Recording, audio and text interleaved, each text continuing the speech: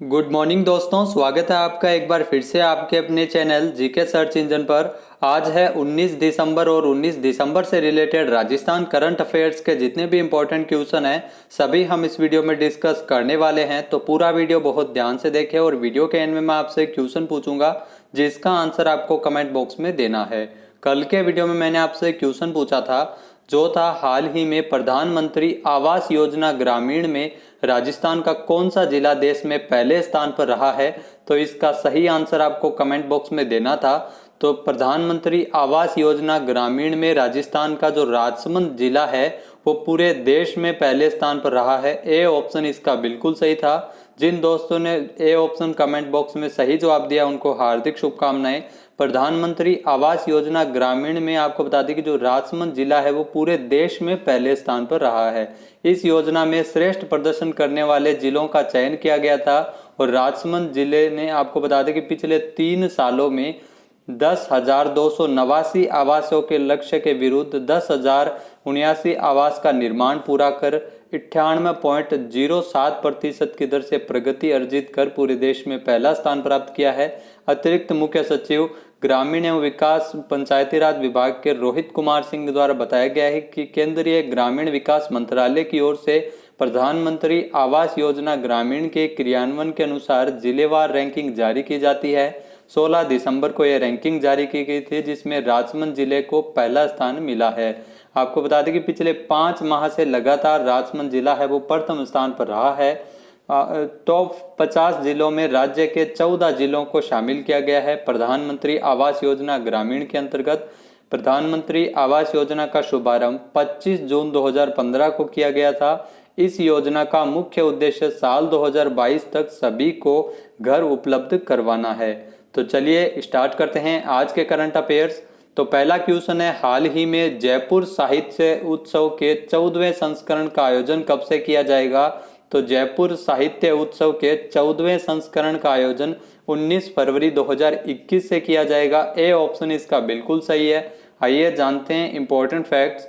तो Jaipur literature festival के 14वें संस्करण की घोषणा की गई है और इस बार साहित्य उत्सव है वो जनवरी में नहीं बल्कि फरवरी में ऑनलाइन रूप से आयोजित किया जाएगा। जेएलएफ का आयोजन 19 से लेकर 21 और 26 से लेकर 28 फरवरी 2021 तक ऑनलाइन वर्चुअल रूप से आयोजित किया जाएगा। कोविड-19 को देखते हुए इस बार आयोजन का तरीका है वो बदला गया है। उत्सव में आपको बता दें कि कई विषयों पर चर्चा होगी जिसमें प्रौद्योगिकी एवं कृत्रिम बुद्धिमत्ता, राजनीति एवं इतिहास, पर्यावरण और जलवायु परिवर्तन, मानसिक स्वास्थ्य, कारोबार, अर्थव्यवस्था, अनुवाद, कविता, संगीत, भोजन, साहित्य जिसमें शामिल है। इस उत्सव के जो प्रोड्यूसर है जयपुर लिटरेचर फेस्टिवल के संजय केरोय। नेक्स्ट है, हाल ही में मुख्यमंत्री अशोक गहलोत द्वारा इंदिरा गांधी नहर परियोजना की 3 नहरों के लिए कितने करोड़ रुपए का अतिरिक्त बजट मंजूर किया गया है। तो मुख्यमंत्री अशोक गहलोत द्वारा इंदिरा गांधी नहर परियोजना की 3 नहरों के लिए कुल 75 करोड़ रुपए का बजट है वो मंजूर किया गया है। अतिरिक्त बजट के प्रावधान को मंजूरी दी गई है। ए ऑप्शन इसका बिल्कुल सही है। आइए जानते हैं इंपॉर्टेंट फैक्ट्स। तो इंदिरा गांधी नहर परियोजना की 3 नहरें जिसमें नौहर साहबा लिफ्ट, गजनेर लिफ्ट और कोलायत लिफ्ट के लिए 75 करोड़ रुपए के अतिरिक्त बजट को मंजूर किया गया है। मुख्यमंत्री अशोक गहलोत द्वारा इसकी मंजूरी प्रदान की गई है। इस राशि का प्रयोग लंबित प्रकरणों के भुगतान तथा प्रगतिरत कार्यों को पूरा करने के लिए किया जाएगा। इन विकास कार्यों के पूरा हो जाने पर प्रतिवर्ष हजारों हेक्टेयर अतिरिक्त भूमि को सिंचाई के लिए पानी मिल सकेगा। नेक्स्ट यहाँ पे क्वेश्चन है, हाल ही में राजस्थान सरकार द्वारा राज्य में कितने नए पशु चिकित्सा उपकेंद्र खोले जाने को मंजूरी प्रदान की गई है। तो राजस्थान सरकार द्वारा राज्य में 41 नए पशु उप चिकित्सा केंद्र खोले जाने को मंजूरी प्रदान की गई है। बी ऑप्शन इसका बिल्कुल सही है। आइए जानते हैं इंपॉर्टेंट फैक्ट्स। तो मुख्यमंत्री अशोक गहलोत ने राजस्थान में 41 नए पशु चिकित्सा उपकेंद्र खोले जाने को मंजूरी प्रदान की गई है। राज्य सरकार की ओर से 200 पशु चिकित्सा उपकेंद्र खोले जाने की घोषणा है वो बजट में की गई थी और उसी के अनुरूप इसकी घोषणा की गई है। पशु चिकित्सा संस्थाओं से पशु चिकित्सा उपकेंद्र विभिन्न ग्रामों में आपको बता दें कि पंचायतों में ये पशु चिकित्सा उपकेंद्र खोले जाएंगे। वर्तमान में जो राजस्थान के पशुपालन मंत्री है वो है लालचंद कटारिया। नेक्स्ट यहाँ पे क्वेश्चन है, राजस्थान में सीएम गहलोत ने 10,805 करोड़ रुपए की कुल कितनी परियोजनाओं का लोकार्पण और शिलान्यास किया था?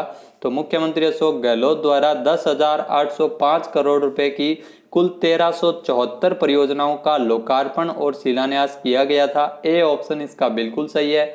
आइए जानते हैं इंपॉर्टेंट फैक्ट्स।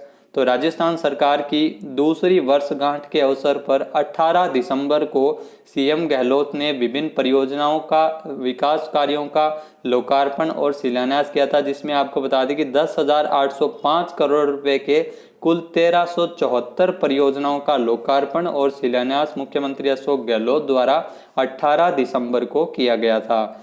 सीएम गहलोत ने वीडियो कॉन्फ्रेंसिंग के माध्यम से इस प्रोजेक्ट को लॉन्च किया था। 30 विभागों के 1774 प्रोजेक्ट्स है जिसको मंजूरी प्रदान की गई है। इन परियोजनाओं का लोकार्पण किया गया है और शिलान्यास किया गया है।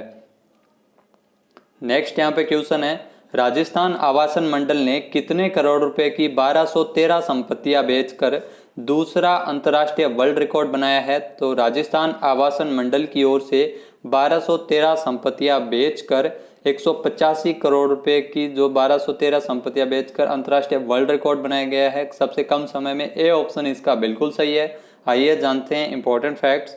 तो राजस्थान आवासन मंडल ने 16 दिसंबर को नीलामी उत्सव के तहत महज 12 दिन में 185 करोड़ रुपए की 1213 संपत्तियां बेचकर दूसरा अंतर्राष्ट्रीय कीर्तिमान बनाया है।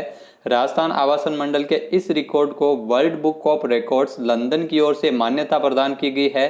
राजस्थान आवासन मंडल के जो आयुक्त है पवन अरोड़ा, उनके द्वारा बताया गया है कि इस संबंध में world book of records London के प्रतिनिधि 15 दिसंबर को कंफर्मेशन लेटर भी दिया गया है। तो आपको बता दें कि राजस्थान आवासन मंडल का ये रिकॉर्ड है वो world book of records London की ओर से मान्यता प्रदान की गई है। राजस्थान आवासन मंडल की ओर से इससे पहले भी ई ऑक्शन के माध्यम से 35 दिनों में 1010 मकान बेचकर 162 करोड़ रुपए का रिकॉर्ड राजस्व अर्जित किया गया था और इस उपलब्धि को भी world book of records London की ओर से मान्यता प्रदान की गई थी।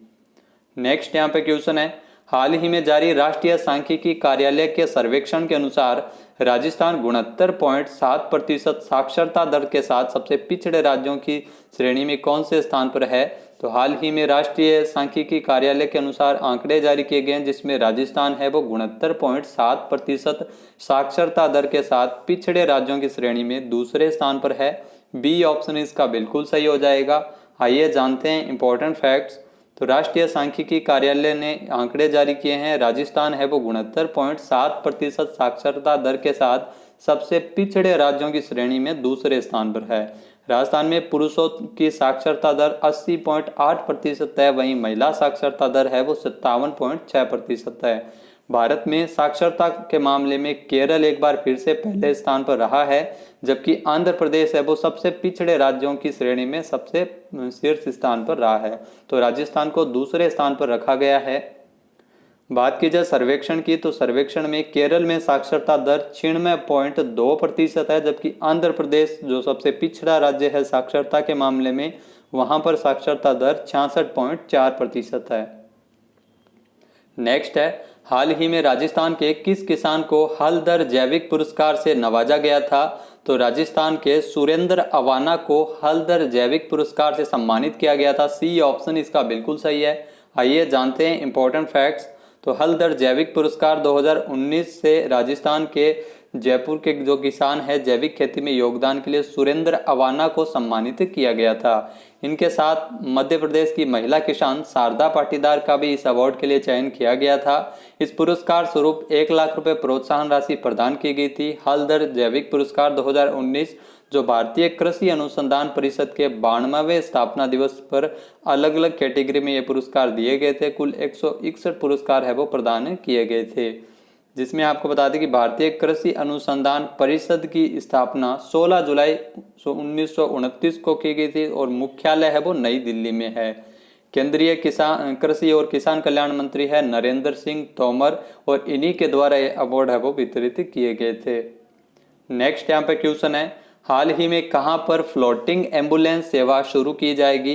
तो हाल ही में जम्मू कश्मीर में फ्लोटिंग एम्बुलेंस सेवा है वो शुरू की जाएगी। बी ऑप्शन इसका बिल्कुल सही है। आइए जानते हैं इंपॉर्टेंट फैक्ट्स। तो जम्मू और कश्मीर में रहने वाले जो श्रीनगर में इस क्षेत्र में रहने वाले लोगों को स्वास्थ्य लाभ प्रदान करने के लिए अपनी पहली फ्लोटिंग एम्बुलेंस सेवा है वो शुरू की है। एम्बुलेंस के रूप में काम करने वाली फ्लोटिंग बोट्स सभी आवश्यक स्वास्थ्य देखभाल सुविधाओं से सुसज्जित है और जल्द ही डल झील पर अपना परिचालन शुरू करेगी। तो जम्मू कश्मीर में आपको बता दें कि डल झील पर फ्लोटिंग एम्बुलेंस बोट सेवा है वो शुरू की जाएगी। इस विचार की कल्पना तारिक अहमद पाटलो नामक एक व्यक्ति द्वारा की गई थी। नेक्स्ट यहाँ पे क्वेश्चन है, हाल ही में सर्बिया में आयोजित हुई कुश्ती विश्व कप में महिलाओं की कुश्ती के 57 किलोग्राम भार वर्ग में अंशु मलिक ने कौन सा पदक जीता है? तो सर्बिया में कुश्ती विश्व कप में अंशु मलिक ने 57 किलोग्राम भार वर्ग की कैटेगरी में रजत पदक जीता है। सी ऑप्शन इसका बिल्कुल सही है। आइए जानते हैं इंपॉर्टेंट फैक्ट्स। तो भारत की अंशु मलिक ने बेलग्रेड सर्बिया में आयोजित व्यक्तिगत विश्व कप में महिलाओं की कुश्ती के 57 किलोग्राम वर्ग में रजत पदक जीता है। अंशु मलिक जो जूनियर रैंक से आ रही है और इन्होंने कई टूर्नामेंटों में वरिष्ठ स्तर पर अपना तीसरा पदक है वो जीत लिया है। इसके साथ ही इन्होंने नई दिल्ली में एशियाई चैंपियनशिप 2020 में कांस्य पदक और जनवरी 2020 में रोम में मार्टियो पेलिकॉन इवेंट में रजत पदक जीता था। और इसके अलावा हाल ही में इन्होंने सर्बिया में रजत पदक जीता है कुश्ती के अंदर। नेक्स्ट यहाँ पे क्वेश्चन है, हाल ही में अंतर्राष्ट्रीय प्रवासी दिवस कब मनाया गया है? तो हाल ही में अंतर्राष्ट्रीय प्रवासी दिवस 18 दिसंबर को मनाया गया है। बी ऑप्शन इसका बिल्कुल सही हो जाएगा। आइए जानते हैं इंपॉर्टेंट फैक्ट्स। तो अंतर्राष्ट्रीय प्रवासी दिवस हर साल 18 दिसंबर को मनाया जाता है। इस दिन को मनाने का उद्देश्य मुख्य रूप से यह शिक्षित करना है कि हर प्रवासी का सम्मान करना चाहिए और व्यवहार करना मूलभूत आवश्यकताओं में से एक है। प्रवासी जो किसी दूसरे देश में कार्य कर रहे लोगों को कहा जाता है। 18 दिसंबर 1990 को संयुक्त राष्ट्र महासभा की ओर से सभी प्रवासी कामगारों के अधिकारों और उनके परिवारों के सदस्य के संरक्षण पर अंतर्राष्ट्रीय सम्मेलन को अपनाया था। संयुक्त राष्ट्र महासभा की ओर से दिसंबर 2020 में दुनिया में बढ़ती प्रवासियों की संख्या को देखते हुए 18 दिसंबर को अंतर्राष्ट्रीय प्रवासी दिवस के रूप में घोषित किया था। थीम काफ़ी इंपॉर्टेंट होती है। इस साल अंतर्राष्ट्रीय प्रवासी दिवस की थीम रखी गई है री इमेजिंग ह्यूमन मोबिलिटी। अब बात कर लेते हैं आज के हमारे क्विज की। तो आज का हमारा क्विज है, राजस्थान में सरिस्का टाइगर प्रोजेक्ट में ग्राम विस्थापन कार्य के लिए 3 करोड़ 28 लाख रुपए मंजूर किए गए हैं। सरिस्का टाइगर प्रोजेक्ट किस जिले में है? एक बार फिर से सुनिएगा, सरिस्का टाइगर प्रोजेक्ट के लिए ग्राम विस्थापन कार्य के लिए 3 करोड़ 28 लाख रुपए राजस्थान सरकार द्वारा मंजूर किए गए हैं। सरिस्का टाइगर प्रोजेक्ट है वो किस जिले में स्थित है? इसका सही आंसर आपको कमेंट बॉक्स में देना है। और अगर ये वीडियो आपको पसंद आए तो इसे लाइक और शेयर जरूर करें। साथ ही साथ हमारे चैनल को भी जरूर सब्सक्राइब करें। इस वीडियो की PDF फाइल आप वीडियो के डिस्क्रिप्शन बॉक्स से डाउनलोड कर सकते हैं और इस क्वेश्चन का आंसर आप वोट करके भी कर सकते हैं। वीडियो कैसा लगा कमेंट बॉक्स में जरूर बताएं। वीडियो को ज़्यादा से ज़्यादा शेयर करें, लाइक करें। वीडियो देखने के लिए धन्यवाद। जय हिंद, जय भारत, जय राजस्थान।